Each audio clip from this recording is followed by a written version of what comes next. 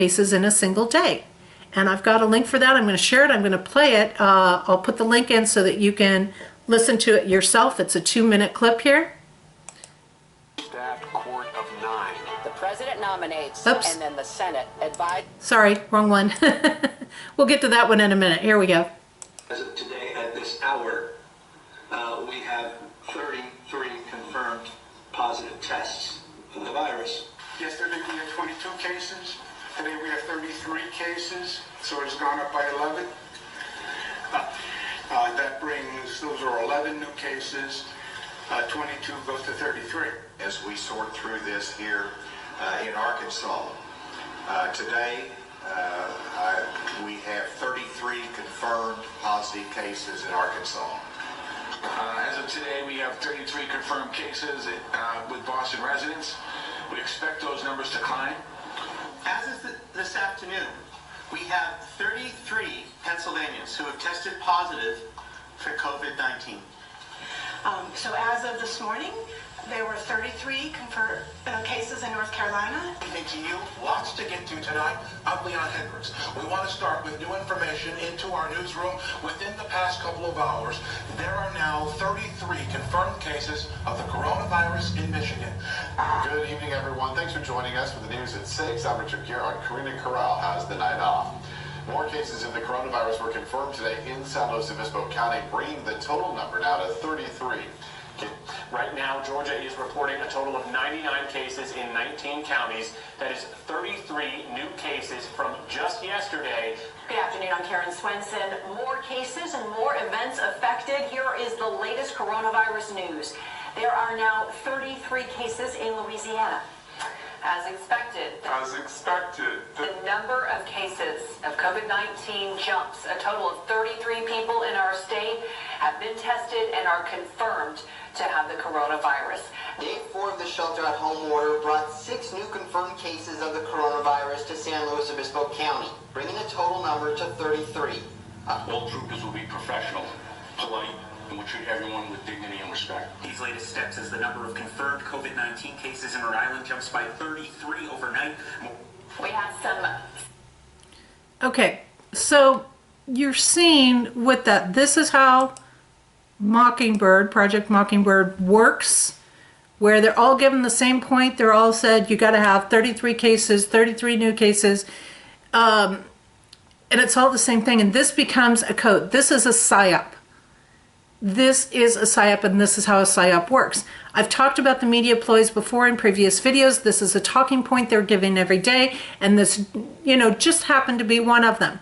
As it turns out, this was chosen to be a signal from the corrupt Democrats to China. And I'm not saying all Democrats, I'm saying the corrupt ones, the ones that are feeding this corruption and dark structure of energy. When this was actually unraveled in some of the meetings, it was actually discovered that states that have reported this were stating that they were directly working with China and the communist agendas. So 33 happens to be one of the hijacked numbers that filters through many of the corrupt circles. In codes, this number is connected to teaching and learning. In this particular situation, it is connected to teaching controlled information or teaching people incorrect information, such as what we see in the distribution of propaganda. When I look at the codes for 33 new cases in one day, I see that it is saying to disperse information and teach about death. Break the ability to make transformation and achieve freedom. Implement evil creatively in order to disrupt balance and harmony within the individual so that they become unstable, divided, and fragmented. Use the teachings of the past, which actually connects to Hitler's playbook, to redirect away from a strong and favorable future that is rooted in stability and security. You see, when you hear this Mockingbird effect, it is restructuring the programming in your brain. And so your brain starts to accept it as truth, even if it's not truth, because of what you've heard. And this is how the mainstream media works. I've talked about this in past videos. So the power of this is actually, here again, it's by using this mockingbird effect, they're creating a disruption of balance. They're creating a disruption in harmony. And they're triggering aggravation within the brain, literally. And this is, stating alliances. So the factions of corruption continue to give, also in our world, moving on from that, they continue to give threats of violence, riots, and destruction of America if Trump wins. Now let's get something clear.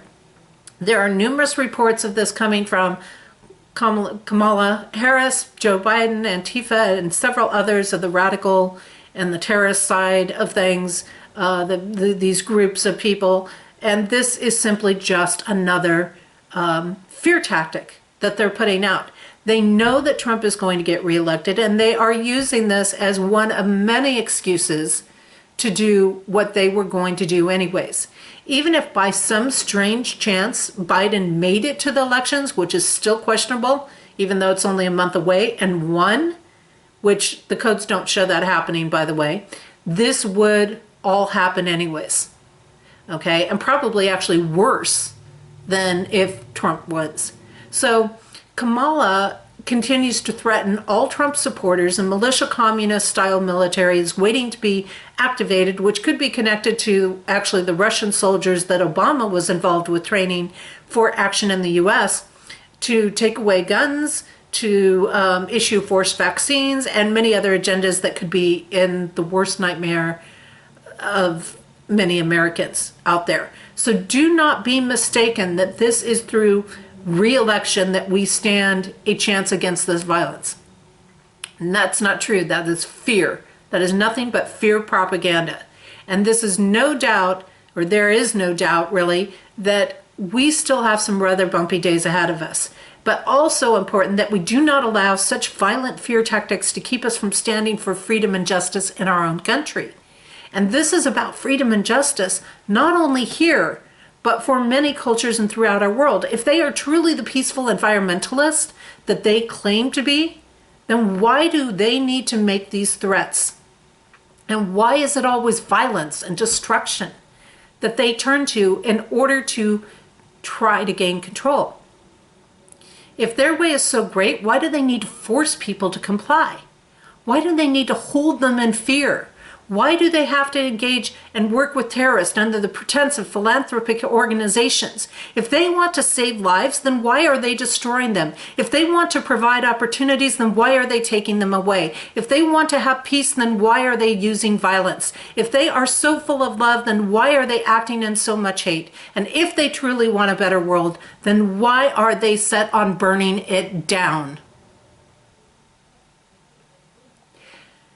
It seems that the corrupt factions also want to prevent the Supreme Court justice seat of Ruth Bader Ginsburg from being filled.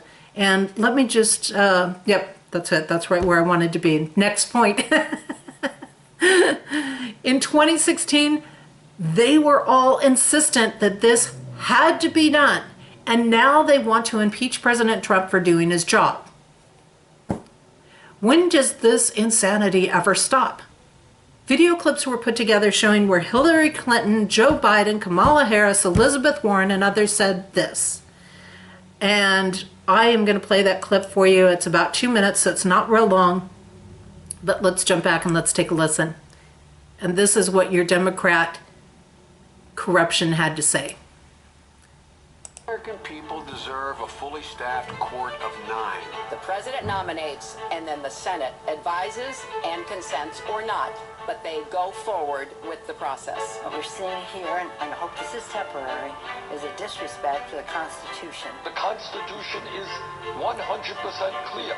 The President of the United States has the right to nominate someone to be a justice of the Supreme Court. Senate's function is to hold hearings and to vote. The blockade on filling a naturally occurring vacancy, in my view, is harmful to the independence of the Article III branch. You cannot keep a seat on the Supreme Court, which represents all of it. You cannot keep it vacant against the Constitution. Do pretty much everything they can to avoid acknowledging the legitimacy of our democratically elected president. The American people expect the president's nominee to be given a fair hearing and a timely vote in the Senate. Every day that goes by without a ninth justice is another day the American people's business is not getting done. I say to you, do your job. Vote for a Supreme Court nominee. Instead of just saying the blanket rule is no matter who you are, no matter what your qualifications, because you were sent by this president, we will create a unique rule for you and refuse to entertain you. One of the most important consequences of who is president of the United States is who sits on the United States Supreme Court. If you want to stop extremism in your party, you can start by showing the American people that you respect the President of the United States and the Constitution. The American people deserve a fully staffed court of 9. So there you have it. 2016, that's what they were all saying. But now that Trump plans to fill the seat, as is his obligation to do in the position of president, they're all in uproars and they don't want the seat filled. Yeah, the hypocrisy never ends. So while many of the justices do not have a political affiliation, it seems that there is a great amount of fear of stronger Republican presence refilling the ninth justice seat. The codes have talked a great deal about shift in power where there is strong influence in this year and where people have the ability to make decisions about the lives of others. They, throughout the year, have shown that the corruption will be moved out of these positions and the integrity put into them. Trump is expected to announce his nominee this weekend, actually tomorrow, Saturday, the 26th of September. And all along, Trump has made it clear that he is about justice and law and order. And to have this in the Supreme Court means that it will be even harder for the corruption to rule things as they have against things in the past. And this is not to speak poorly about Ruth Bader Ginsburg. Okay, she deserves a lot of respect. She's made a lot of breakthroughs. She certainly was a strong precedent in many ways for us. But the timing of her death is really still a bit suspicious to me. So while I do not believe that we totally have control over when we die, I do believe that there may have been some possible pieces at play here, and the corrupt would love to make her the equivalent of a saint in the world, and that is exactly what she is considered by having died on Rosh Hashanah. So there is some speculation out there, but at this point it is speculation, so I don't want to go into it. I don't want to go down that road, but there are possibilities that, you know, maybe she was ready to go sooner and was kind of kept alive. There's no way for us to tell that at this point. So I do strongly believe in choice. However, that being said, I do not believe in using abortion as a means of birth control. And this is one of the aspects of why Roe versus Wade is resurfacing. It is the abortion clinics that have been a big part of feeding and nourishing corruption in our world. And the Planned Parenthood has been under a lot of fire for the selling of baby fetuses and the high profits from their actions. Those things are validated. You can do your research. You can find it out there. That actually did hit some of the news, not prime time media type of things, but you will find that around if you go in and do a search on it. And this has led to numerous other circles of crime that has created many unnecessary and dangerous abortions for profit. Not because they were needed, not because it was that unusual situation. And keep in mind that just because somebody is pro-life, that doesn't mean that they see absolutely no need for abortion. There are unique and rare circumstances that require that. There are situations where that might be the right thing to do. But they're against using abortion as birth control. They're against it being used for profit. For profit. Because that's what it really comes down to. It's profiting the elite corruption out there. And that's really what the focus is when you hear people that are pro-life in there. That baby deserves a chance in there. So again, yes, there are circumstances. It's not like they're saying nobody can ever have this done, but we need to cut down on the criminal activity that is involved with it, and that's where it comes into play.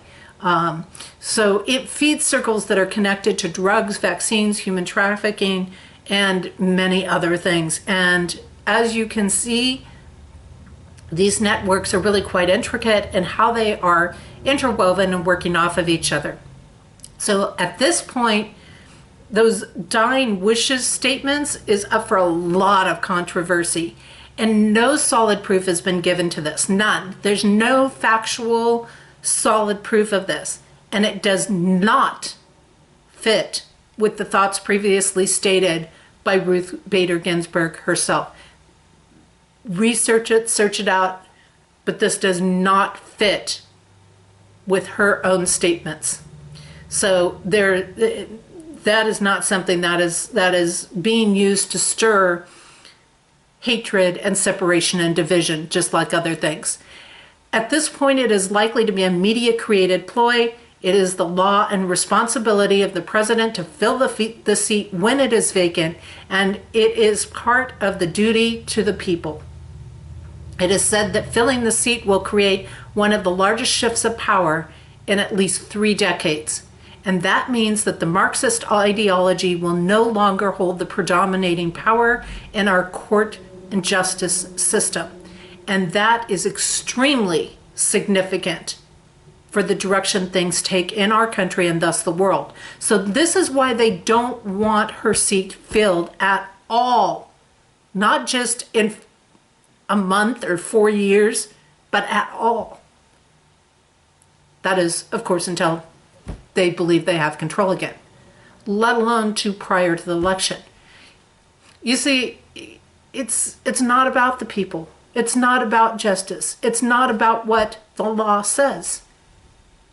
It's about them not getting their way. It's about them losing power. And they're afraid. They know that their corruption is going down, and they are afraid. So let's move on to the what the heck was Trump talking about section in here.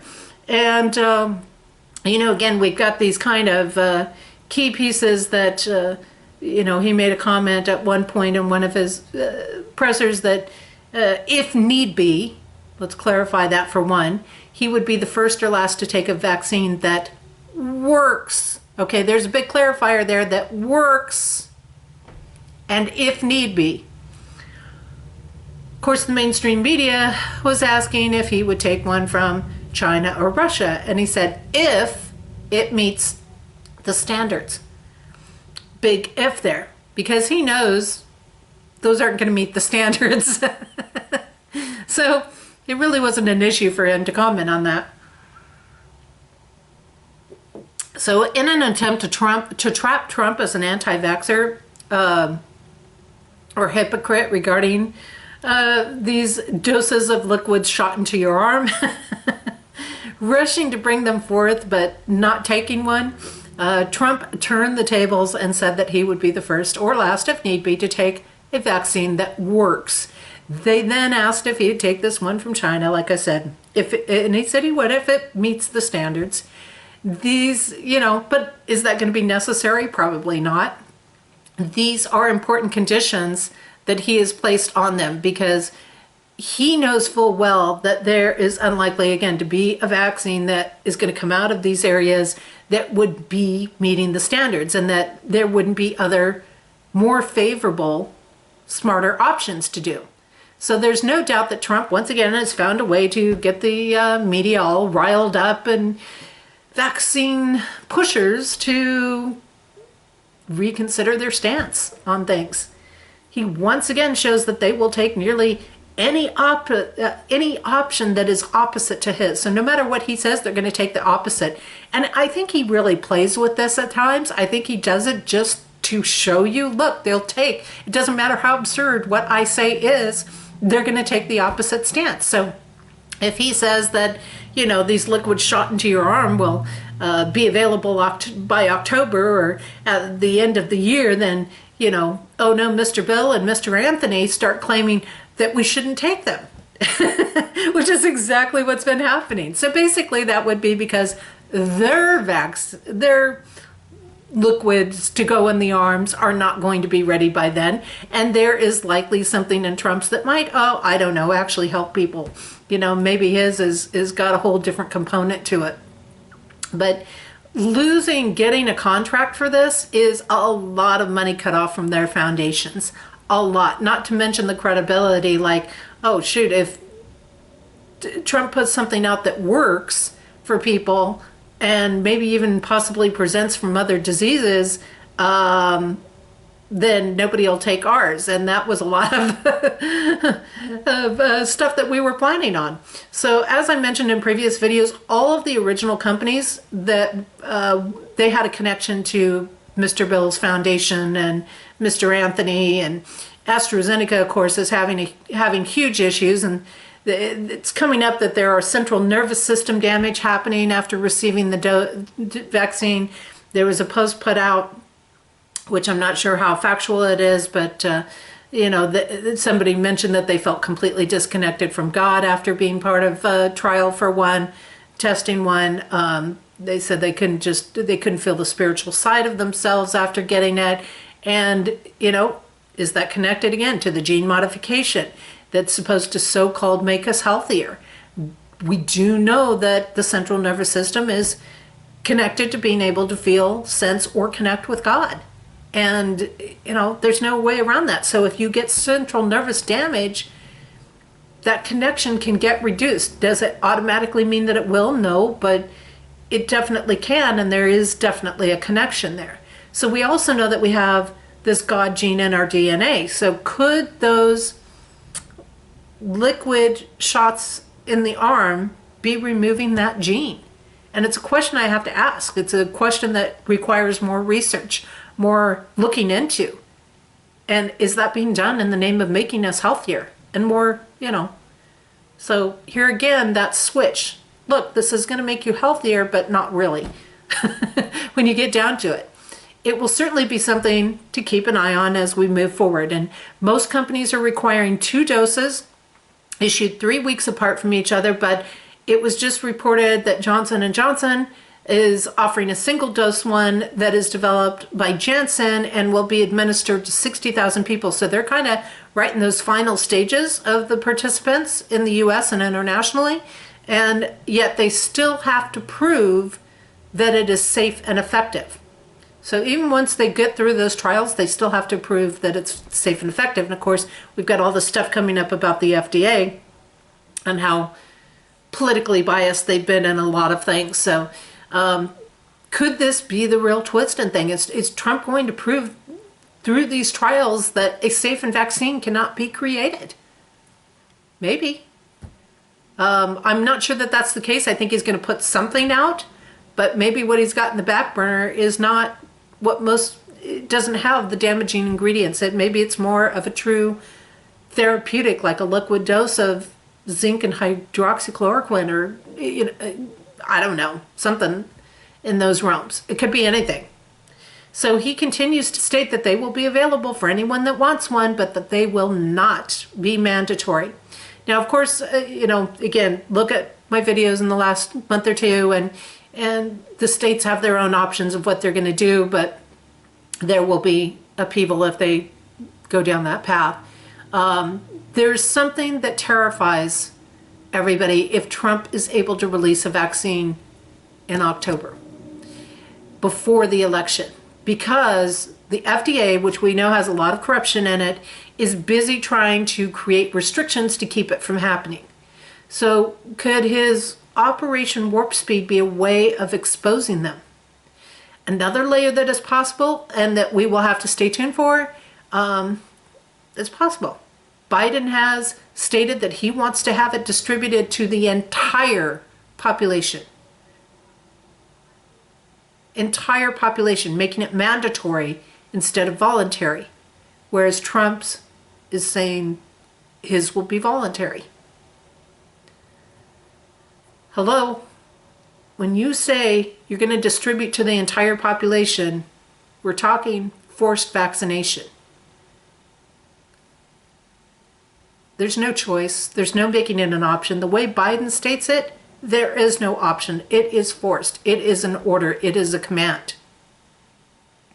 And one aspect that is that releasing one of these shots is safe completely undermines other agendas for control. So it completely undermines the ability to make it forced around the world. So let's keep that in mind. The FDA is okay approving these shots with baby stuff in them and embalming ingredients in it, but it wants to tighten the restrictions on a safe shot. Does that make sense in any way? I don't think so. One poll through Pew Research Center cited that those willing to take one of these shots, if it was available, dropped from 72% in May to just over 50% now. So the population is not going in that direction. They're not wanting it. And that's really significant. That's a significant drop. And it shows that people are losing interest in having this. And perhaps that is the result of more of the truth coming out. At this point, Trump is supporting a vaccine that's from Pfizer, BioNTech, and then followed by Johnson & Johnson. So while the, health organization for our world is making, they're supporting the AstraZeneca, which is already proving to have issues and problems and damage the central nervous system. And that's not even making it to large group trials yet. So we will have to see how the twists and the turns play out and as we go forward, because I have a feeling there are still a few more coming in this area. And as I mentioned in earlier videos, all of the companies creating a vaccine were working with gene modification. And this is definitely something that people are not willing to have anything to do with.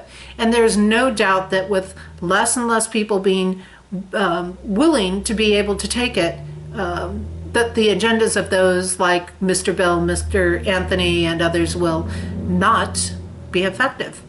And that may be why they need the FDA to create delays until they can create enough fear or release something else that will force people into things. I imagine we will continue to see this crumble with Trump's reelection. So these agendas, their plays, this is going to continue to crumble. He's restructuring these organizations. So there is that happening. Now let's move on to our weather reports and codes. And I know this is just going on and on, but let's hang in there. Climate change is another one of the big push of the communist corruption, and it seems that they are missed, shredded, or perhaps deleted. It seems that they've done that to the notice that this is really pretty much a hoax, and that came out back in Al Gore's time and has been used to further agendas, raise taxes, and use as an excuse for numerous ways to extort money out of people and push them into a globalist society. Now, Biden earlier this month threatened that fires, storms, and more is going to get worse if Trump is reelected. So apparently the weather is taking a political side now. And the lack of understanding by these self-professed geniuses that are puppets and devastating agendas is appalling. Now, upon first hearing this, the first thing that came to mind was the shadow governments connected to Initiate HARP, related to natural disasters. Sure, why not? Because spreading lab-created viruses, fear-mongering, riots, looting, setting fires to extort emergency funds, and breaking the Constitution while in office is simply not enough for these set on absolute power and authority. Biden's words were nothing more than a threat and exposure of one more thing that they plan to do since once Trump is reelected. And he is stating that they will be creating more of these issues in the coming days. And you'll have to search that link out. I apologize. I had a link for it. I don't know what happened to it. Most of the main areas covered his talk. It was in Maryland. He's got cornfields or something behind him on it. But he directly talks about these things, and it's just filled with so many lies. when he's talking about these things, but he just flat out comes out and says that, you know, these are all going to get worse. The weather's going to get worse. There's going to be more storms if Trump's reelected. Well, last I knew, unless you're using like a HARP orchestrated system, you know, we don't necessarily control the weather, and the weather doesn't care whether somebody's reelected or not reelected. That's not how natural weather works. So unless they are using their shadow government to implement storm damage in areas, you know, there you have it. And they're doing that. Why? Because they want to keep the narrative of climate crisis going. And it's just not, it's not truth. Really, if we just stop playing around with the weather, we wouldn't have a bouncing around in the climate issues. All we have to do is stop playing with it and let it do its thing, and it'd probably be absolutely fine. So anyways, while there are no major storms, the fires in California and around the world continue to rage, and many of them are arson started by paid arsonists, by the way. So most of the areas where they have surfaced are areas where corrupt leaders are refusing to do the right thing, or climate change, or their position in society. That's what they want to blame it on. Biden wants to blame it, the fires in California, on climate change. Well, yeah, there's some big gaps in that reasoning, to say the least. And, you know, when we get down to it, they don't want to admit that they paid people to start them. Just like the looters and the rioters were paid, we have paid arsonists now, and are, again, not protecting the environment, but creating great damage to the biodiversity of our planet through these choices. So also amazing how they are happening in mostly corrupt leadership places. With Governor Newsom, Nancy Pelosi in California, is it really any wonder that basically the whole state is on fire without reasonable attempts to control them?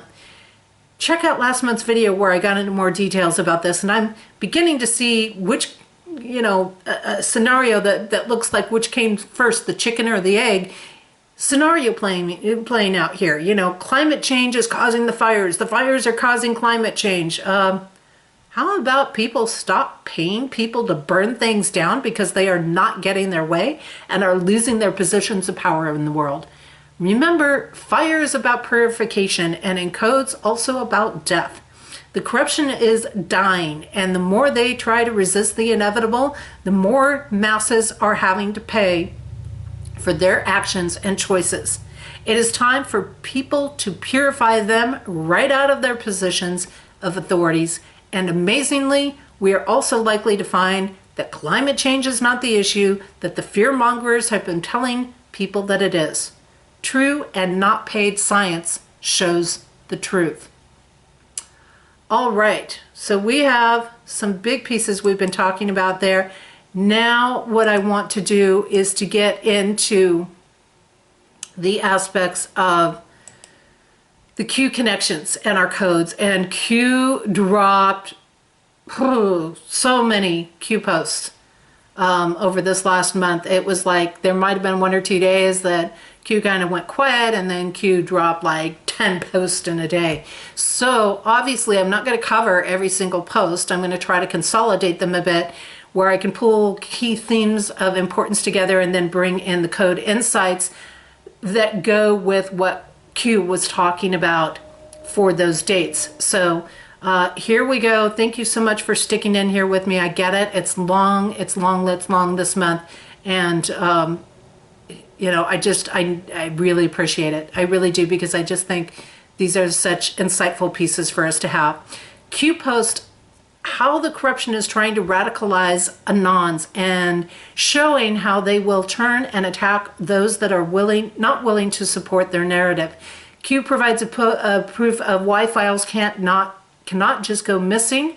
Q mentions about how blackmail is used and cites numerous pieces of information on both parties connected to pornography, child molestation, and other inappropriate acts, and then finishes the day mentioning about taking an outsider to confront China. So In codes, these are noted as the codes that ask us to step further into purity. If we live purely, then we cannot be blackmailed. We are asked to consider what has pulled us out of divine connection, and in many of the cases pointed out on the board, it had to do with an inability to control urges, trying to be popular or accepted, and the dark energy being sold as favorable and unacceptable. Acceptable. The dark energy being sold as favorable and acceptable. The code said that conflict turns the heart heavy and dark, and it leads people to become obsessed with things that don't truly matter, only for the sake of winning, which is exactly what happened with the people mentioned in the post who wanted to win at something, be it a company, position in society, or some other form of recognition. The codes mention that simplicity is a great addition to purity, and oftentimes when people make things complicated for us, what they are doing is getting us to do things that are not pure in order to have information to blackmail us with.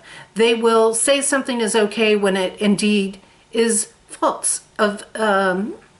It's a false sense of security to get us to step out of divine presence. So the codes talk about inner struggles in situations where we feel stuck, which often happens when we are dependent on others or can't walk away without creating greater detriment for ourselves. And the codes mention that we must become less dependent on others and reminds us to practice patience, integrity, and standing our ground. This is a huge key to getting out of the traps that others set, and how only those that are able to stand outside of a situation will have the power to confront the real issue, such as an outsider being able to confront China. It is the outsider that can see the whole picture and that cannot be controlled and manipulated. On September 8th, Q posts saying that history repeats itself and shows the connections of the current anti-fascist or Antifa flag and those from Hitler's time. It also shows how the platforms are the same. Q mentions to have faith as the darkness gets pushed into the light where we can see it. Q mentions how we are witnessing the greatest disinformation campaign ever launched, and that infiltration and insurgency is being used in order to regain control. Q mentions that Anons and those that are helping to get the truth out are the modern-day midnight riders informing people of what is happening. The codes showed that successes are the result of standing up for ourselves. Q said that we must stand up for the disinformation, and that is what brings us through this. We can't let the infiltrators make us into something that we are not. We must stand up for the truth of who we are. The codes mention that it is important to encourage goodness, and someone must lead in that. This connects with the digital soldiers taking the lead to stand up for the truth and to have faith. The codes talked about building relationships with others, and this happens naturally when the darkness is pushed into the light. It is a time where our relationships can help us or hinder us, and depending on how power is used and what they are based in. So standing and sharing the truth brings great success to what is aligned with the truth. And positive relationships come out of informing people of what is happening, or we are supporting positive relationships through this. So it's, it showed the importance of that, and where we did that, there would certainly be successes. On September 9th, Q exposes the corruption connected to the California fires and how Governor Newsom and Nancy Pelosi are connected to creating arson to extort federal funds to bail out their state after they drove it into extreme detriment. Q warns of false narratives being pushed at the Anderson Cooper Town Hall, and Q reminds that the corruption is deep and we have been betrayed for a long time, and because of that, people must see things for themselves instead of just being told. Q reminds us that our devotion to integrity and standing as a patriot is our greatest weapon. Well, obviously, alignment to God is the greatest weapon, but as far as the earthly realm and fighting this battle, there's some of those things. So the codes show that we need to take time for personal care, and that freedom is a big piece, and anything that supports and nourishes that freedom will be favored. When we are facing something that is huge, we have to remember to take some breaks to restore so that we can see things through to completion. So, balancing out the energy a little bit, making sure we have enough to make it all the way to the end. It is a time for being in alignment and connected to our soul self. False narratives are designed to pull us out of our soul self. So it is important that we see what is really happening, and that standing strong in the truth will dissolve these narratives. We may dream of the sweetness, but also pay attention to the present. Ideals, ethics, and fantasies surface on that date, and we must become aware of what is and is not working so that we can move forward. Now, Newsom and Pelosi are no doubt dreaming of sweet control, but people are realizing that how they have handled things and what they support does not work. They see how they are, people are seeing how they are willing to destroy everything, including the land, people, and the livelihoods of people, in order to further things that do not work and only make them have more control and destroy more lives. September 10th, Q went on a massive posting frenzy on this day and points out the fires in Oregon and on the West Coast as domestic terrorism, and notes that they are all in corrupt areas, brings up how Obama has been running a shadow presidency that includes current and former mid to senior admin officials, provides several links to where Obama has been following Trump to different places around the world, where he did that and was doing that and maybe still is doing that. And that this shadow presidency is blocking returning power to the people, shows Mueller's connections with Obama, mentions about the infiltration set up by Obama to spy on Trump, connects that defunding the police was what Hitler called for, and this was done to prevent interference from the brown shirts whose mission was to riot, burn, beat up, and kill citizens in order to sway the elections, and reminds us that this is what we are seeing currently in the U.S. Q calls out the fact checkers, showing they were installed by the corruption in order to control the narrative and how it is being used to attack and alter history. It shows how the corruption is trying to make Anons the ones that are aligned with Hitler in order to deflect the truth from themselves, and shows Obama ordering the same things as Hitler. So Q calls attention to what safe zones are really about and why Antifa is being given them in order to operate, and provides insight on traitors and treason, calls out the media and their coordinated aspects with Biden, and that he is being given questions ahead of time through communication devices. It exposes DARPA software being used in the social media platforms to block memes and being used to target Trump supporters, and then being used also to target specific anon accounts. And the codes for this day talk about things being a bit of a bumpy ride. And you know, when you got that many posts coming out of Q, yes, it was a bumpy ride. And that we are best to sit as an observer or witness. Excuse me. My throat's drying out here. And this helps us to command things through light. This is particularly true with all that Q mentioned and how challenges and attacks are being made. And when that happens, it is the observer position that keeps us safe. So we must realize our own inner worth. No one is attacked unless they are a threat to the corruption. And the codes share that we can best meet the attacks by filling our hearts with love and trusting in the journey. In this, it is in this position of the witness that we achieve victory over corruption and can make wise choices. The codes mention how it is all about holding our balance where corruption arises. And so if we take in how all of this corruption has and is happening, and realize how valuable, boy, I'm having trouble talking today, we are, then we will be able to create balance, see the truth, and bring forth positive results. The codes mention that as we see the truth, we will have all that we need within us, and that will connect to the biblical concept of the meek inheriting the earth. Those that are corrupt seek only to defeat the meek because they want to control what happens, but they do not seem to understand that no matter how much you create a narrative of lies, try to erase and change the story, you cannot hide the truth. And the actions of the corrupt destroy themselves, for they know not how to be in stillness and peace with the truth. On September 11th, Q reminds us that tyranny and evil are not easily conquered and asks us to say something and to speak up when we see those that are about to start fires, and shows that many of the fires are being designated as arson. Shows that the FBI is stating that fires are not arson, but then provides several links to prove that they were arson. Exposure of corruption in the FBI is what's happening here.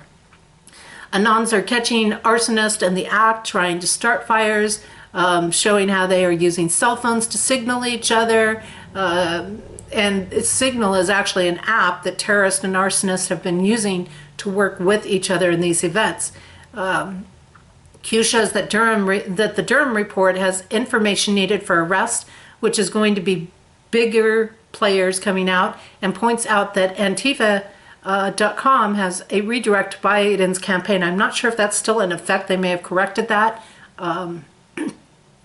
And the same thing happened with BLM and the DNC. So that's kind of an interesting thing, that does seem to be a ploy where these different groups that they want you to donate to are actually going through, again, these different channels and not supporting what you think it's supporting. Q continues to point out that there are about 50 counts of treason for James Comey and about 48 counts of treason for John Brennan. At least that is what it appears that the Post is presenting. The codes, excuse me, the codes talk about the veils of illusion being removed on this day where others are concerned, and that definitely seems to be the case with Durham's report, the redirect to Biden's page, Comey and Brennan. And the codes say that this is through removing the illusions that we are able to release our dependency on others and put our ideas into motion with the knowledge of arsonists being used. Then we are able to take action to stop things before they create damage. Plans with the greatest impact are rooted in compassion for self and others. Stopping arsonists is compassionate because we are protecting ourselves and others as well as the arsonist.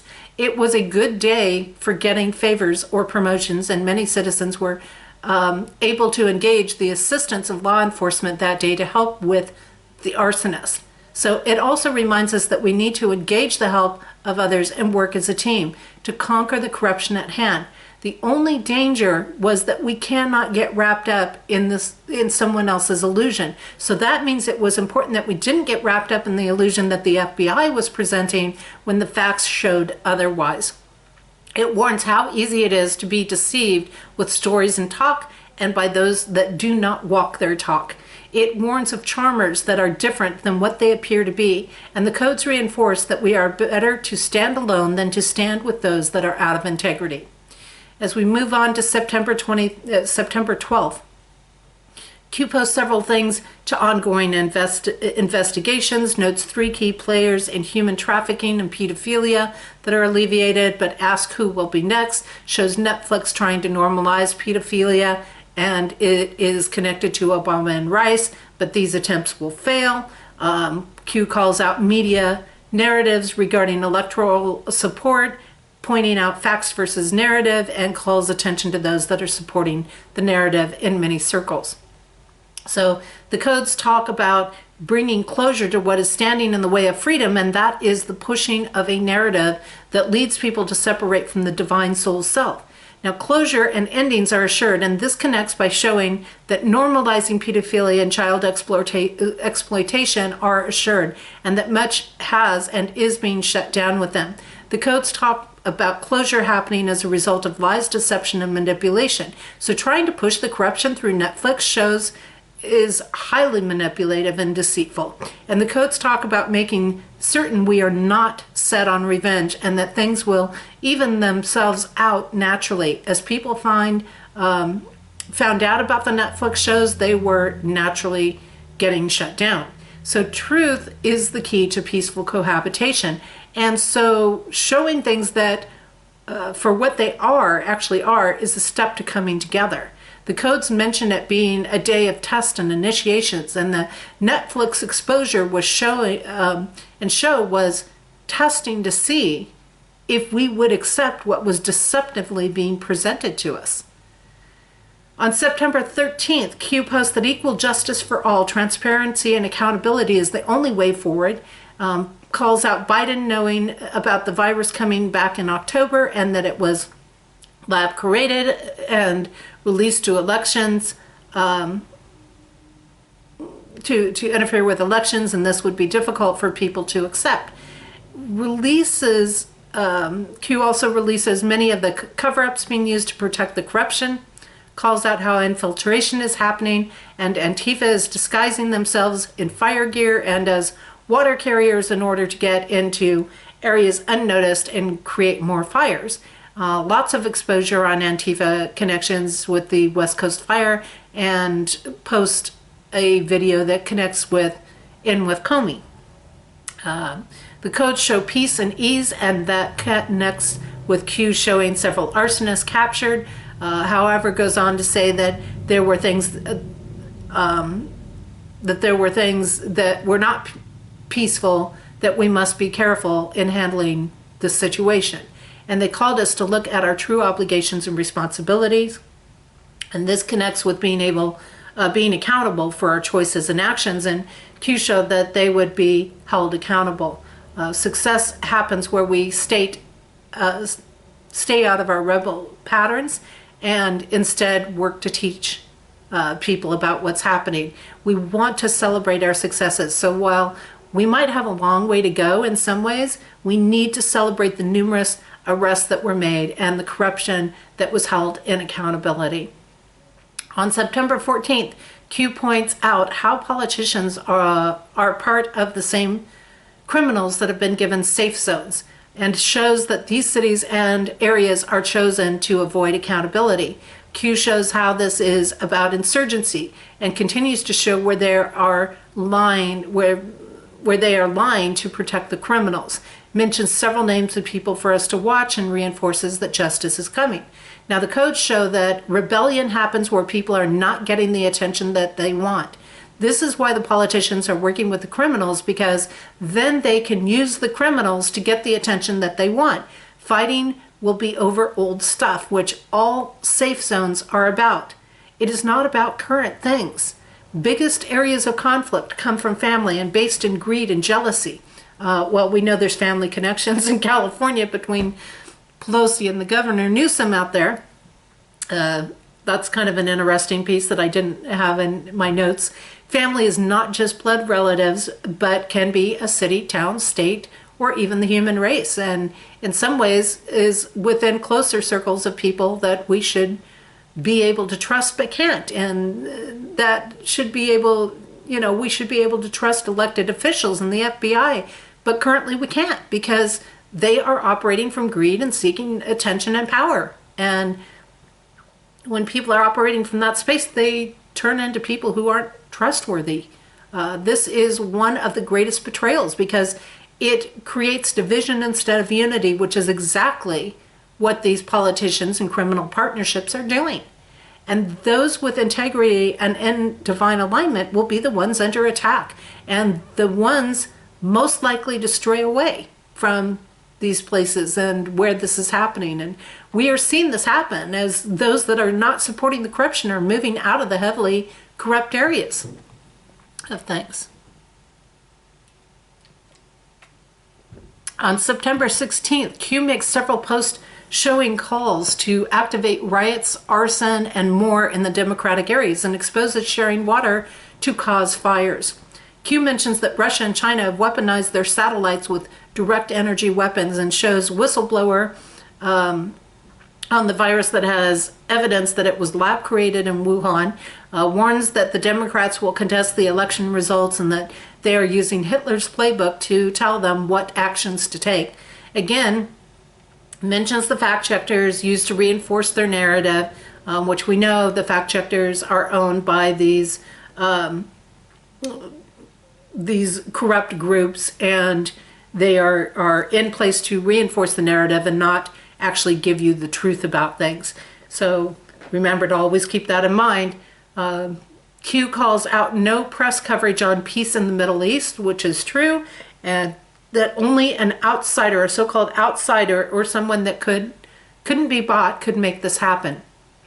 Brings up Air Force using directed energy, exposes Victoria's Secret connection with corruption, exposes more Epstein corruption connecting to Prince Andrew and Bill Clinton, and the codes show that people are wanting to escape from the world a bit. And who can blame them with all of this orchestrated corruption happening? The codes talk about blocks and frustrations, and so we see that the fact checker is being used as a block to express frustration in the corruption as they feel a loss of control over their narrative.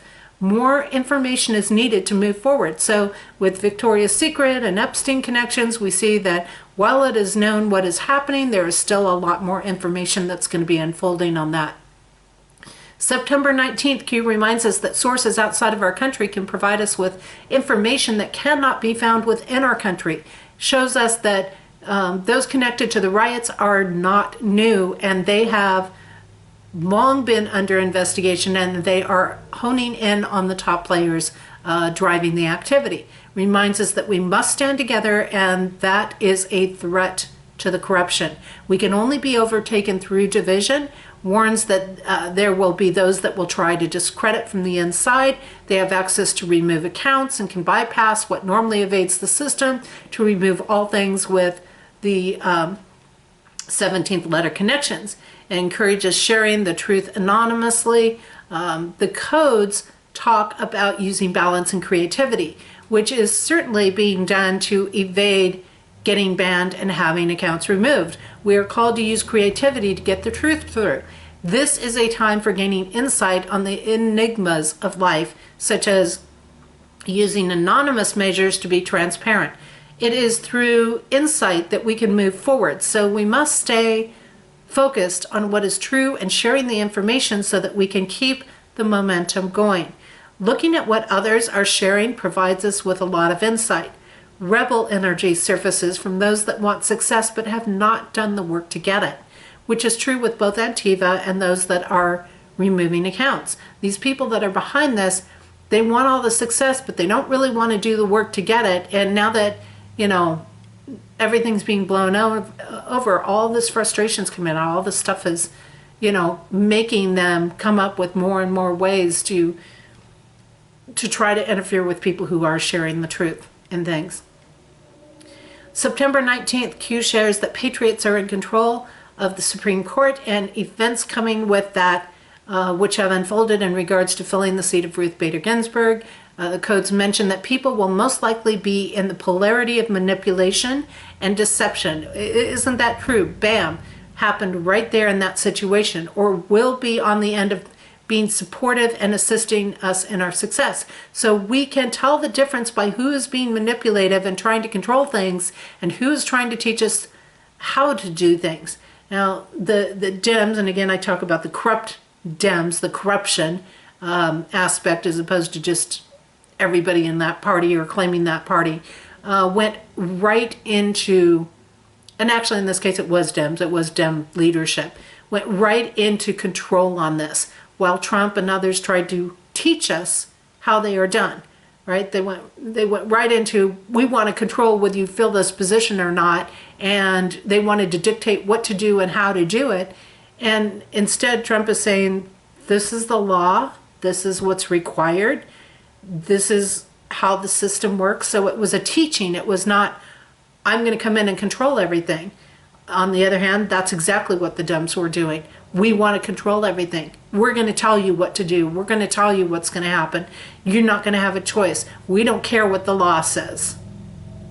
When, ironically, as I brought up 4 years ago, they were saying that you had to do this.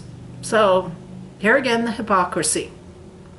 September 23rd, Q posts a connection of Hillary Clinton and Foundation with crimes against children, notes political figures being connected to sex trafficking, crimes against humanity is brought to the surface, mentions that while the crime seems massive, it is really concentrated in about 1%, and reminds us to have faith in humanity, exposes that the media are connected to the same people involved in the child trafficking, which is why they are not reporting on Hunter Biden being connected to a trafficking ring, and they don't want us to be challenging their authority. They only want us to obey and comply. This is why they push division, violence, race wars, religion wars, sex wars, class wars. All of this divides us from within. Q points out that taxpayer funds have been funding the downfall of America and posts a chart showing the connections of 4 families through 3 different generations and how that has helped to maintain control and power in the system, and shows family money like this is being used to control the U.S. People are beginning to realize that it is not about the virus but the election. So the codes show that we need to be dedicated to our work and that it is important to do what supports humanity instead of just working for money. The crimes against humanity were done for money, and the organization set up for money, not because of feeling a true mission or purpose for the work, and thus they will fall. When we work from what is in our heart, that we are passionate about and aligns with our soul, it will liberate us, supports us in finding meaning and connecting with the truth and divine or God. And this division is not all about pitting us against each other, but separating us from the divine or God. It's a bigger separation that's happening, and it's just happening through getting us to argue with each other. It is a time to truly understand the meaning of bringing love and humanity forth into the world, and then we will have the drive to make it happen and to see things through. One way to see if something is heart-centered is to ask if it would this exist? Would this be happening? Would people be putting their energy into this if there was no money and funding behind it? And when you look at these philanthropic organizations of the rich, like the Clinton Foundations, the things that Mr. Bill is involved in, and CEPI and these different things, they wouldn't do them if they weren't profiting off of them. And just because something is nonprofit doesn't mean there isn't a huge amount of profits. Matter of fact, there's oftentimes more pay, more bonuses, more benefits, more wealth in a nonprofit organization than a profit organization. It's just a fact. I've worked in both sectors. I understood that. I worked in nonprofit sectors and there was far more money flow than in the private sector. The trafficking, crimes against humanity, and the corruption works only for money and power, and not because they are driven from the heart and pure energy of spirit. This is very important to keep in mind.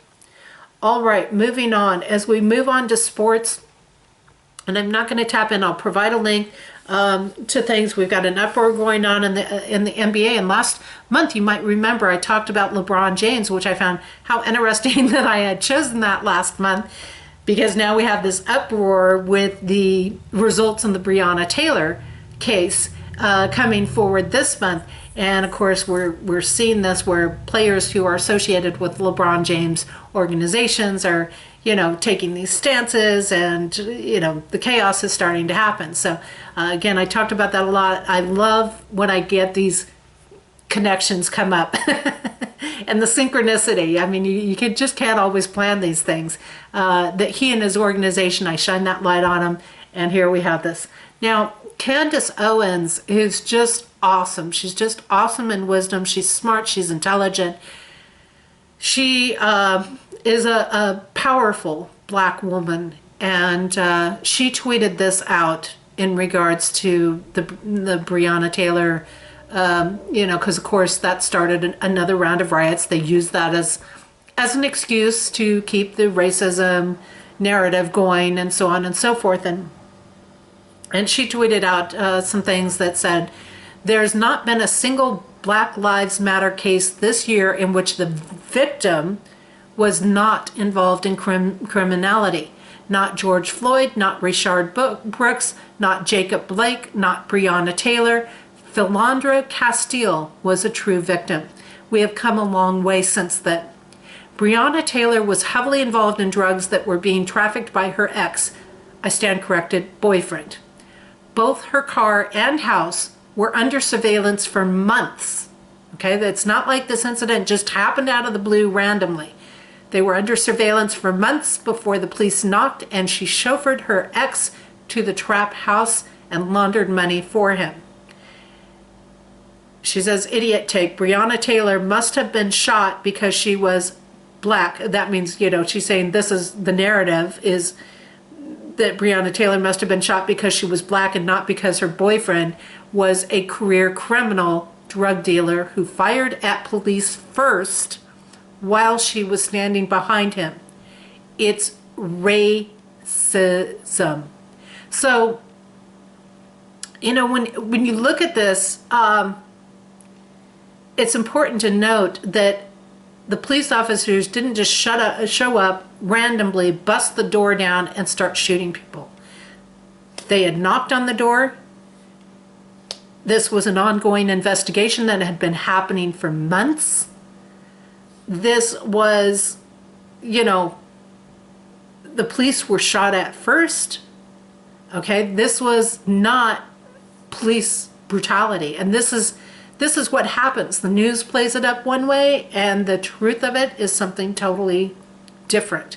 And Candace is awesome. She stays on top of anything race connected. She works a lot with the Black community to bring out awareness of these twists, these turns, these distortions, and how Black community is used in these various events.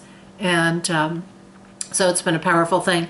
And so it shows us that there are many deeper layers really to this, but that the media is not showing the whole picture. It shows that the racism is not always what we think it is. The codes show that we were going through upheaval, and mentions that rebellion is going to happen where people feel restricted. And when the corrupt begin to feel restricted, they turn to media to help them rebel with false narratives and stir up race-related narratives to divide us. Just as science can be skewed to create any desired result, the media can be skewed to create any desired story. So that's the big thing there. On celebrity news, moving on to that, Ellen DeGeneres was in the spotlight, and lots of hypocrisy. I can post a link to a couple of links on her stuff of what came up. It has to do with she's being called out on an abusive and negative work, and of course her first show was devoted to offsetting these comments from numerous employees about the negative work environment that led one employee to actually commit suicide.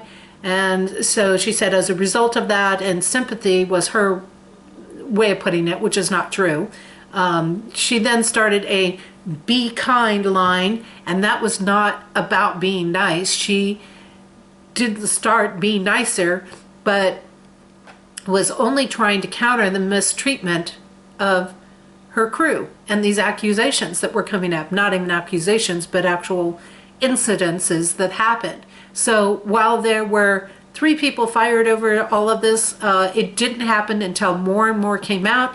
It wasn't remedied when first brought to her attention. Ellen has a reputation of lying and dishonesty while appearing to be a good person in front of the cameras. Now, she claims she only learned in July, but I personally saw reports of it quite a while back, and they were connected to her, and not just the people that were fired. They were connected directly to her. And so to say she only learned about it in July is a lie, because there's recordings out there where she did it, and I'm sorry I didn't have time to track it down, but you can search it out and find it. So, I mean, they're just always getting caught in these lies.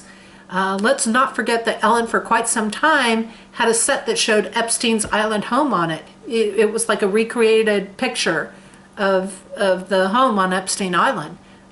This new season opened on Monday, September 21st, and the codes on that day talk about transforming things, bringing closure to things, and to acquire reconciliation before parting ways. So, because Ellen lives in a way that is centered in materialism instead of the true freedom that brings peace, we can come to understand that this is not coming from what she feels that she should do, but about mitigating damage to her reputation. With her decisions on handling this being influenced by public relations people, we find that this closure is not complete and not a true transformation. When this happens, with these code patterns, we can expect that it won't be long before more starts coming out. And while many were struggling to feed their families and trying to survive, she was flaunting her extravagant mansion and lifestyle with no real comprehension of the suffering of others. And this lack of empathy for others and forced apologies to save her lifestyle is likely to see her with bigger crashes yet to come. Time will always expose whether real change has happened or not. Okay, positive news. Moving on to our environmental news, our environmental aspects on here.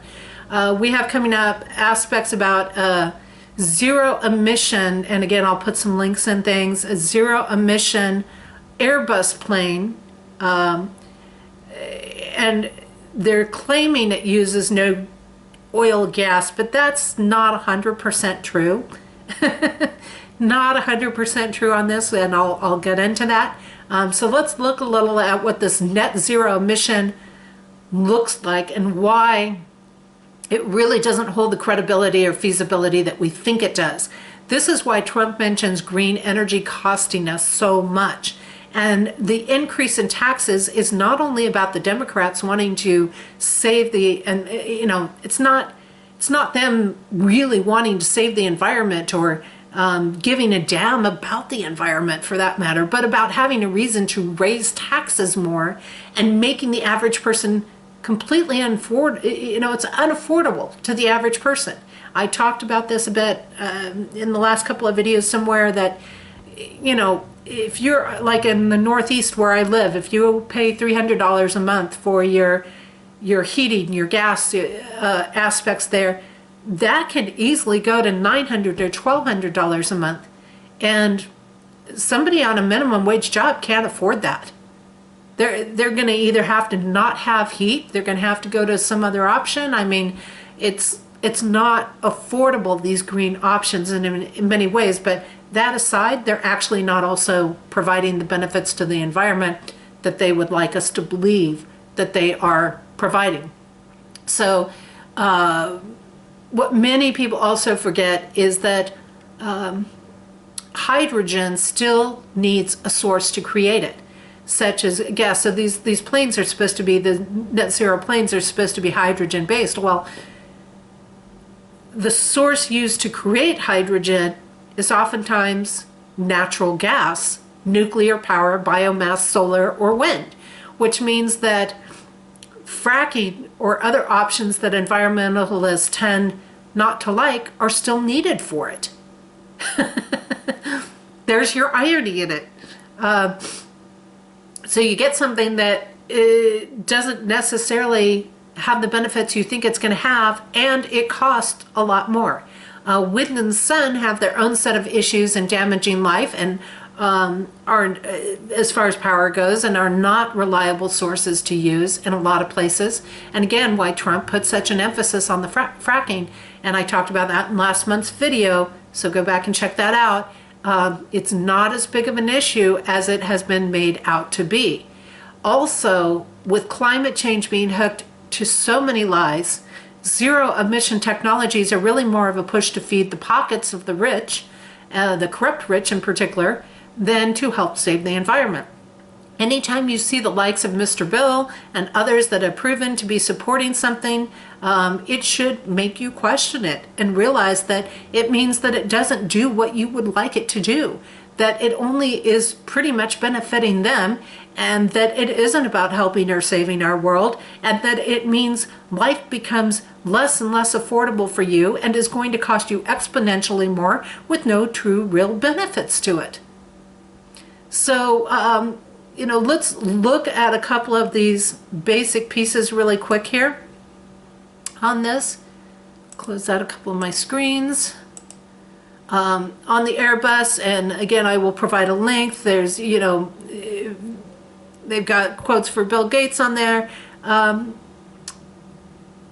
it's talking about how it'd seat up to 100 passengers, fly routes up to about 1,000 nautical miles, and how it's got all of this stored in there, and you could get into that. what's interesting is this aspect of the net zero, and this comes from Josh Owens, who is part of oilprice.com, and he talks about cutting carbon emissions has become a central focus of countries and companies alike in the past decades. The oil majors are racing to go green. Microsoft has pledged to go carbon negative, and over 20 nations have either committed to or are achieved net zero carbon targets. For public companies, the incentive to go green are clear. With a recent boom in ESG investing, the continued threat of activist divestment, and a growing body of government regulation. Meanwhile, for governments, the environment is becoming an increasingly important electoral issue. So here it does. It comes right back to the election. Whatever they think can get them elected, and they think that pretending to care about the environment is going to get them elected. But as the ESG investment boom, just as the ESG investment boom has led to an increase in the phenomenon of greenwashing, countries who are eager to make grand statements about being carbon zero within a decade or two may be overselling exactly what it is that they are doing. So climate change is by its very nature, they want to say, you know, it's a problem. Yes and no. Again, it's not what we think it is, and nature is, you know, I've mentioned that a few times. But with that in mind, it's, you know, it is something we have to pay attention to. You need to pay attention to the care and how we're treating the environment. That there's no doubt about that. With that in mind, it's possible for one country to reduce carbon emissions to zero without any reduction in the level of carbon emitted worldwide. That's an important thing. So you can go zero emission someplace, but that doesn't mean it's going to reduce it on a worldwide level. As long as that same country continues to trade and consume the carbon reliant products it needs, will simply be imported from another nation without any limits on carbon emissions. Okay, and that kind of happened to America, you know, when Obama and other people put all these restrictions on things, everything kind of got shifted to China, where there were no restrictions whatsoever. So to claim real net zero emissions, countries would have to go a lot further than what they're talking about doing. That isn't to say that net zero initiatives are entirely without merit.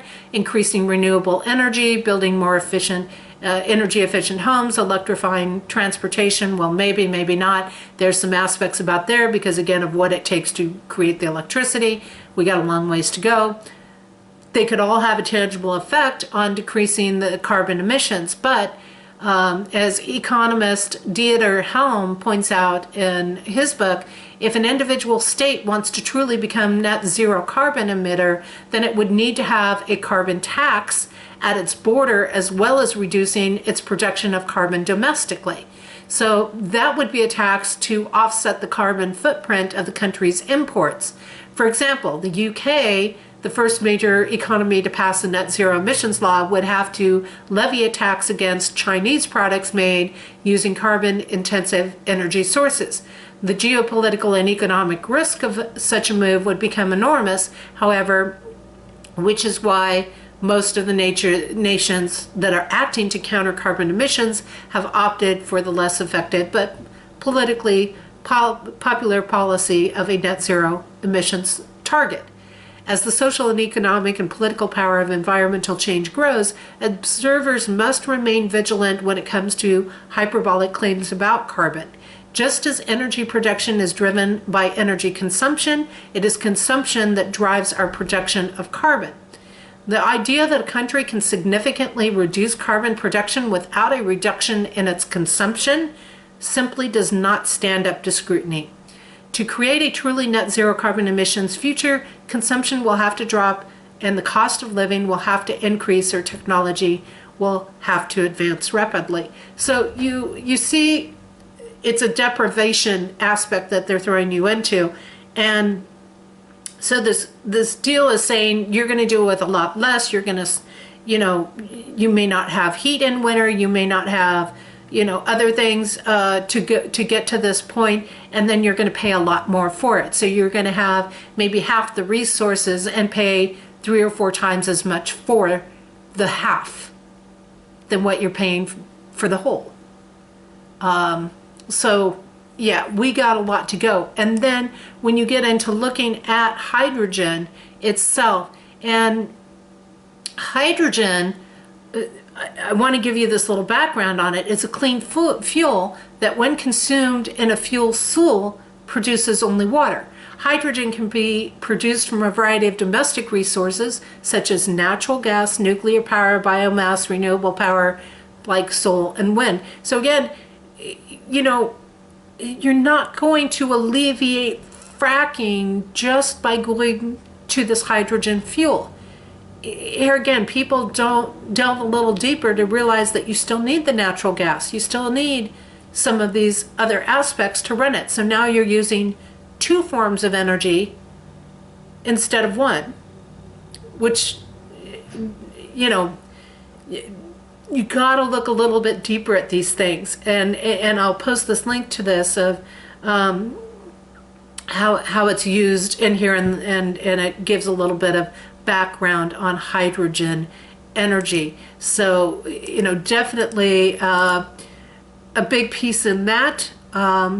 Moving on with some more positive news, we have missing children are found, and this engages the U.S. Marshals. In Georgia, there was an operation not forgotten, in addition to Operation Safety Net, which was going on in Ohio. Operation Safety Net rescued 35 missing children just in the last few days, and Operation Not Forgotten, 25 children were children were rescued in the first 2 weeks of the operation, which went into place around mid-August. So again, right when the codes went into the peace energy, and the world codes were showing some of the biggest lies getting exposed, which certainly this human trafficking aspect is a gigantic lie that is being exposed, and that includes the lies around the missing children in there. So I've got a couple of links for you on that. These programs are focused on finding endangered children, and we are seeing that at least 20% of these children that are found are connected to human trafficking. It's a pretty big chunk. I mean, when you're talking 1 in 5 of every kid's found is connected to human trafficking. Somebody said to me yesterday on a post that we were chatting on, and they said, can you imagine if they reported human trafficking and these types of cases numbers the same way that they reported the virus numbers? And I said, now that would be an eye-opener, really. I mean, can you imagine if the news reported every child that went missing and every child that was found the same way they reported everybody who tested as having the virus and and these things? If they did, people's minds would be blown. People would be in disbelief of the massiveness of how much of this exists in our world. Staying in with this theme, we did see that $100 million was given to help fight human trafficking, and arrests are being made constantly with this. And then we also had some major busts connected with the darknet drug traffickers and violent drug trafficking, which was done through the Operation Legend, which is really huge, because this is huge because drugs are never about just drugs, but connected to terrorist organizations. They're oftentimes connected to human trafficking, moving illegal weapons through, which is how our terrorists and these groups that are out doing the rioting are getting the weapons and things that they're getting, how the criminals, the real criminals, are getting hold of these weapons. They're not getting hold of them through legal gun registration and things like that. So in making bust in the dark net, and the dark net is using the internet to make these transactions. That's what the dark net is about. And it opens up to all kinds of other illicit things. Like I said, with for example, the human trafficking is oftentimes associated with them, and that are operating in the same way. So, you know, the way the dark net operates, these other areas are using the same tactics. One door opens another door, and another, as they say. So that is a really huge thing. And again, I'll post the links on the darknet stuff where you can take more of a look at it. Also this week, again, President Trump spoke at the UN General Assembly, and he called for sanctions against China to hold them accountable, not only for their actions connected to the whole event we've been dealing with all year, but also to the environmental damage that they're creating in our world. You know, so many people think Trump's not about environment, but if you get in there and do your research, he's really passed a lot of things that are pro-environment, and he really does have a concern about it. And he is working on holding people accountable in there. So those are some big things. Moving on to our feel-good story. God, we need more of these feel-good stories in here, and I really love this one this week. This one is about an electrician who has started a movement for knights in shining armor, as they say, to come forth. And he started this movement after helping out a woman that was a little bit older that needed some work done on her house. And I'm going to read you the story because it's not very long, so that you can see it, and I'll provide the link in case you want to share it out or anything like that.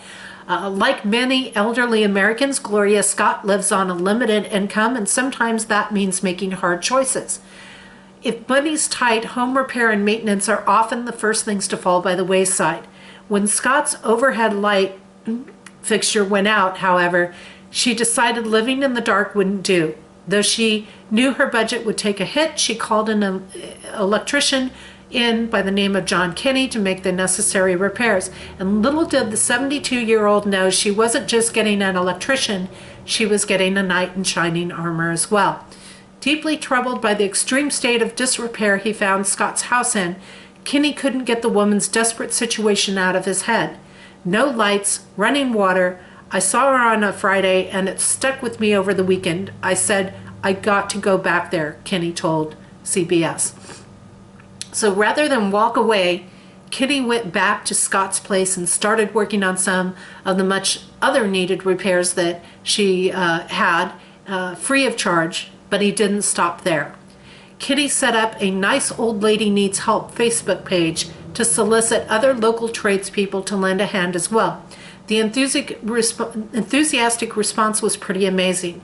With an impressive chunk of the Woburn, Massachusetts community rallying to the call, so far, Scott's Home has gotten new electrical and plumbing systems, new windows, and extensive repairs to the crumbling walls, ceilings, front steps, and porch. Meanwhile, outside, as neighbors toiled on landscape cleanup and new planting projects, a steady flow of food donations streamed in to feed the volunteers. To say Scott was blown away by the outpouring of generosity is an understatement. Look at these people, she exclaimed. You can't even comprehend the gratitude that I have. The project was such a success, Kinney decided to take it to the next level, naming the initiative Gloria's Gladiators. He hopes to inspire a legion of like-minded knights in shining armor, electrical or otherwise, to help needy seniors in their communities. So it's a pretty awesome story, I would say, to say the least, in there. Talking about our incoming energy, and then I've got two real short things on the bizarre and humorous coming for you, and then we'll wrap it all up. Incoming energy, we have some energy of concern coming in October, and I'm not going to lie to you about it. It's probably going to get nasty. It's probably going to get dangerous for some areas in this. And we have a lot of assassination energy coming up on Trump, Pence, and Kamala, could be the assassinator in some cases, where this energy can play out through riots, planned events, like we've already seen with Breonna Taylor and George Floyd and many others. Those were pretty much assassinations, and if you really want to look at it. In October, aspects of the past surface, so we may see something come back around, so we could see more plays coming out of the Hitler's playbook happening, and it will in some way, however, be connected to unfinished business. So if they feel like they haven't finished business somewhere, they're going to come back and try to finish it off through assassination. Now, this could also connect to exposure on people like Biden, Obama, Clinton, or more information coming up from Assange or Ghislaine. I mean, there's a lot of options and ways that this energy can play out, and how things are handled is going to play a really critical role in our future. How these attempts, how these slanderings, how these riots, how these things are handled is going to make a huge difference on our future. So those that strike out will be jealous and insecure, and I'm thinking the dictator rulers, the Dem states and cities, and I wouldn't be surprised if Pelosi tries something. Wouldn't surprise me at all under this energy. Assassination energy is strong this month, just as there are some currents for that on election night. So actually, Trump, Pence, and Kamala all have assassination energy in their patterns.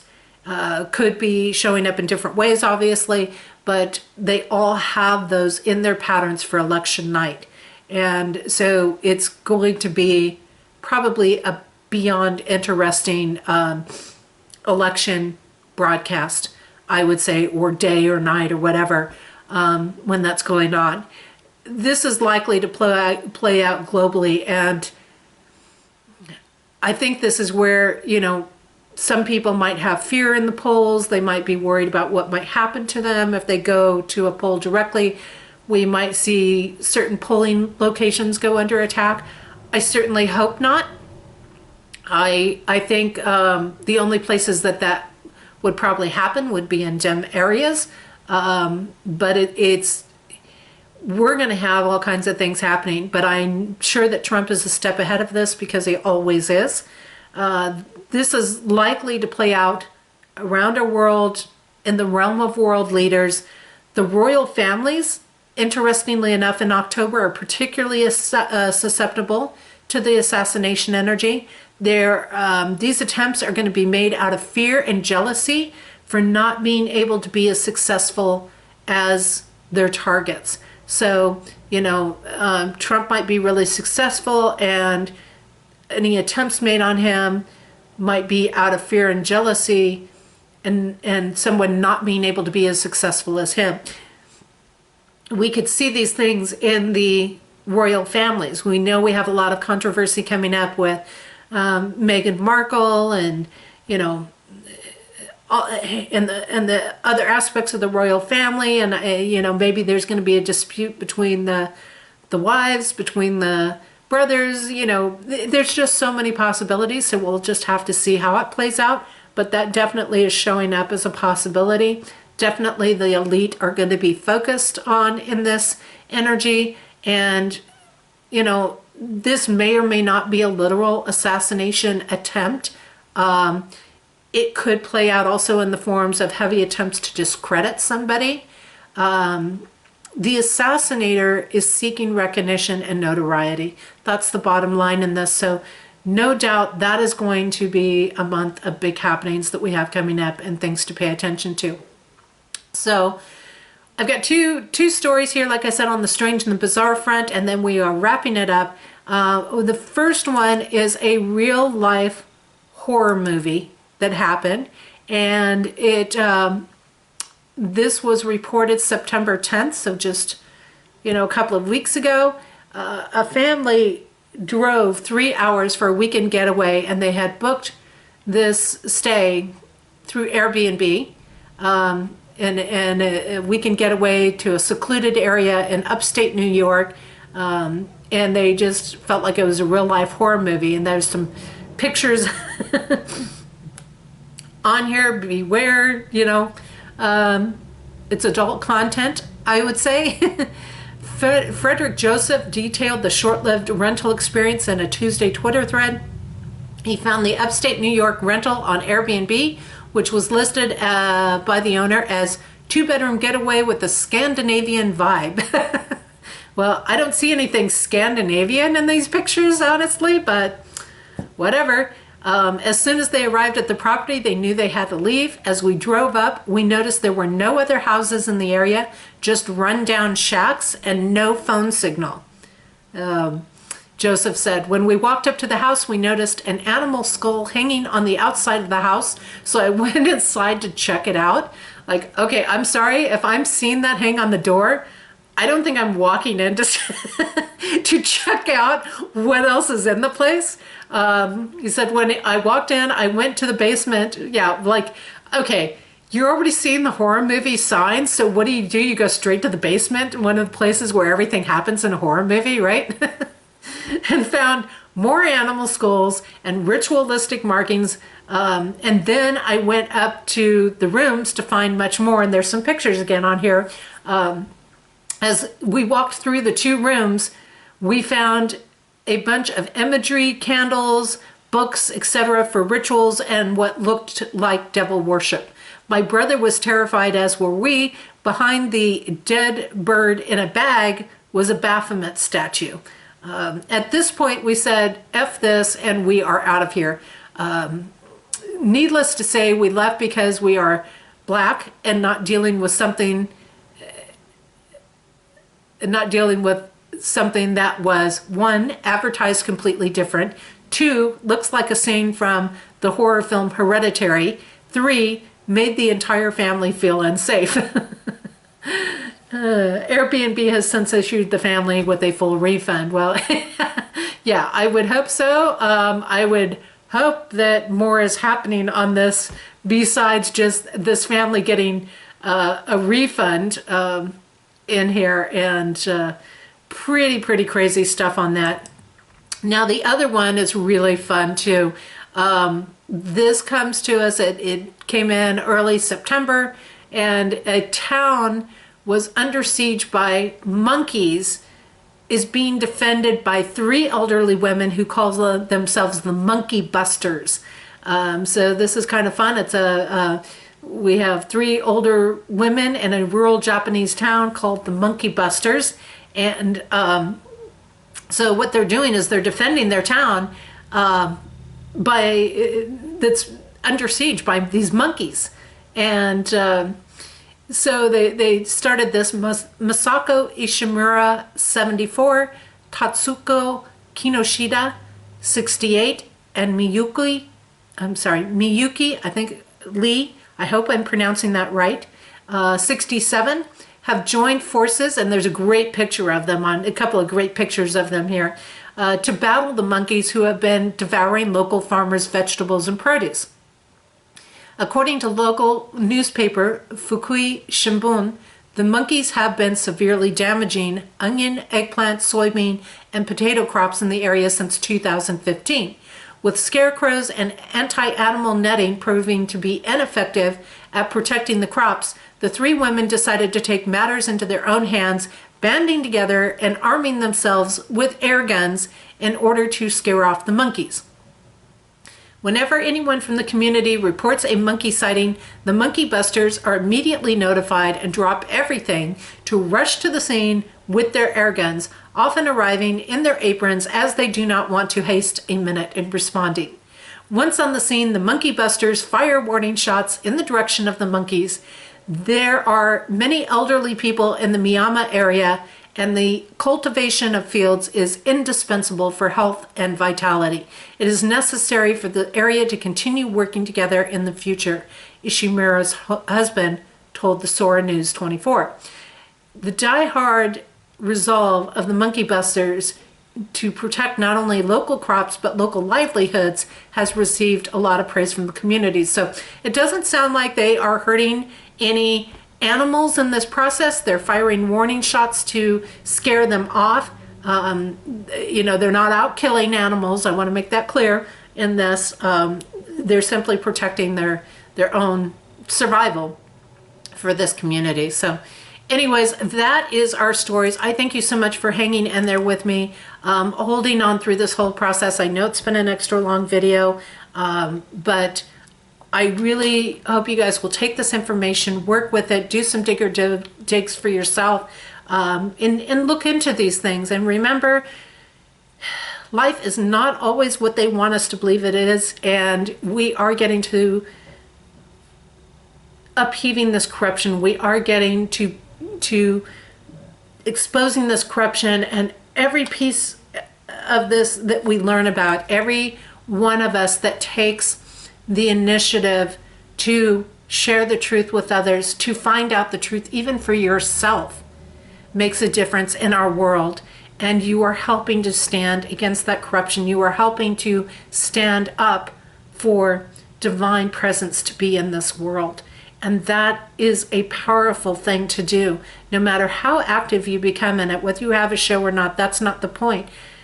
Every piece you take to make yourself wiser is a piece that is going to help our world.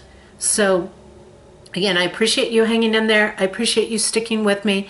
And I'm so grateful that there are those of you out there who really want to expand your understanding about things and to learn more about what is being talked about in our world and why some of the things are becoming an issue, and to not just take what is presented in media, and just because you see something on camera, it can be distorted so many ways, and you have to do those digger digs. Again, the links for the things I've talked about will be in the description. And again, in case you're interested, the code Journey is right here. This is what it looks like. We still have 3 months left in the year, and I'm just about to make the ebook version free for 2020. So you can watch for that to go free.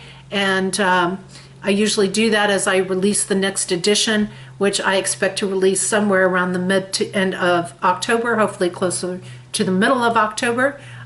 So hopefully before I do the next video, I will be able to get that out and have it available to you. And hope you all have an amazing, incredible month. Take care, everybody.